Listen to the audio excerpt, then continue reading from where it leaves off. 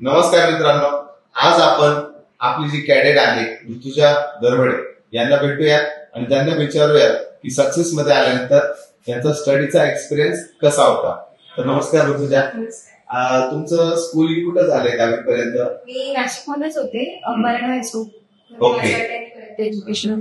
आणि पर्सेंटेज किती आलेले तुम्हाला 10वी मध्ये? मला 94.6. वा वा, ग्रेट. आणि पप्पांबद्दल, फॅमिली बद्दल तुम्ही काय सांगाल? माझे पप्पा जॉब करतात WNS मध्ये आणि मम्मा हाऊसवाईफ. वा, हाऊसवाईफ आहे. आणि एनडीए का तुम्ही निवडलं? म्हणजे ज्या ठिकाणी मुलं सीईटी करतात, JEE करतात किंवा डॉक्टर होण्याचा प्रयत्न करतात, तुम्ही एनडीए मध्ये करिअर हा नवीनच काहीतरी एक्सपिरियन्स का केलाय?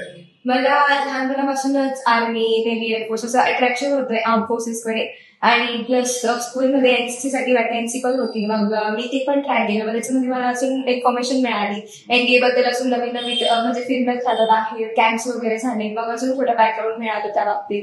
मग तसं कळत गेलं आणि मग इंटरेस्ट डेव्हलप झाला अजून, आणि काहीतरी करायचं म्हणून आणि युनिक काहीतरी करायचं, सो मी एनडीए.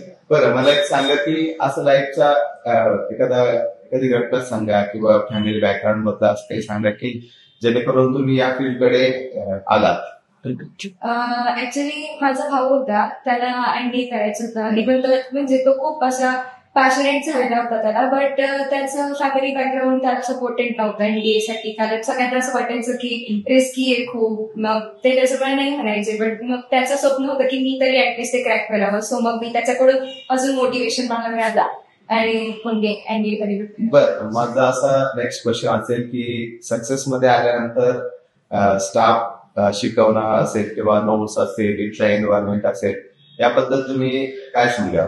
इथलं एन्व्हायरमेंट खरंच स्टडीसाठी एकदम बेस्ट आहे, आणि फॅकल्टी सुद्धा म्हणजे शिकवणं खूप छान आहे. परत डाऊट क्लिअर पण एकदम व्यवस्थित करून घेतात. एक अजून म्हणजे असं काही हेच नाहीये. ओके, अकॉर्डिंग टू यू तुम्ही फॅकल्टीजला रँकिंग कसं द्या किंवा असं रँकिंग देणं चुकीचं आहे, पण बेस्ट टीचर्स किंवा जे फेवरेट टीचर्स म्हणतो सक्सेस मध्ये, ते कोणाला द्या तुम्ही? तुमच्या टीचर्सचं नाव सर? सगळ्यात फर्स्ट तर विशाल सरांना देईल, बिकॉज त्यांचं मॅथ्स खूप छान आहे, ते छान समजतं मॅथ्स. आणि त्याच्यानंतर मग सेकंड रँकिंग मग सरांना देईल, त्यांचं कॅट खूप छान शिकवतात, ते खूप व्यवस्थित समजतं. आणि फनी टीचर म्हणून तुम्ही कोणाचं नाव घ्याल की एकदम फनी आहे, त्यांना भेटल्यानंतर आम्हाला कधी बोर होत नाही किंवा विचारतात त्यांच्याशी विचार म्हणून करतात, असे कोणते टीचर्स आहेत? तुम्हीच